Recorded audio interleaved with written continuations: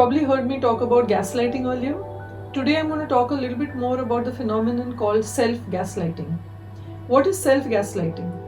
What happens is when you live for a long time with someone who is psychologically or emotionally abusive and they are constantly making you feel that you are doing something wrong, after some time you start believing that, and then your inner monologue also becomes the same. So I'm going to just give you some examples of things that are said or kinds of behavior which are actually emotionally abusive, and you need to be able to recognize them.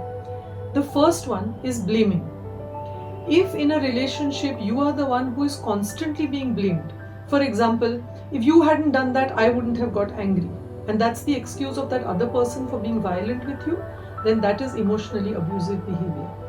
The second is constantly criticizing, including criticizing you in public and humiliating you by stopping you when you are saying something and saying, oh, you don't know what you're saying, or you're always just talking nonsense. The third is statements where they make you feel guilty. You're never able to do things on time, or you're so useless, you're so careless, just can't be trusted with money. That is emotionally abusive behavior. The fourth is humiliation, when they talk badly to you in public and then try to dismiss it as a joke. Oh, we can't eat what she cooks, which is terrible. Saying that in front of a very close friend, and if it is a joke that you yourself find funny, is a completely different matter. But saying it in public or in front of someone you are not comfortable with, and also it is a lie because you are the one who is being expected to do all the cooking in the house, then this is not a joke. This is public humiliation and it is emotionally abusive behavior. The fifth is ridiculing, where they make fun of you.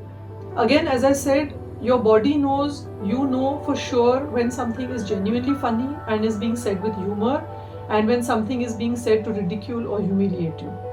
So calling you names, shaming you, laughing about things that you feel vulnerable about is definitely 100% emotionally abusive behavior. Unfortunately, as I'm telling you this list, you may realize that a lot of us grew up with this kind of behavior, being subjected to this kind of behavior by the adults in our life. It is important now for us to recognize that we must break this intergenerational trauma and not use sarcasm, teasing, shaming, ridiculing as ways of communicating with our children. This is what creates unhealthy boundaries, and this is what pushes us into relationships which are unhealthy, because this is the only pattern we've known our whole life.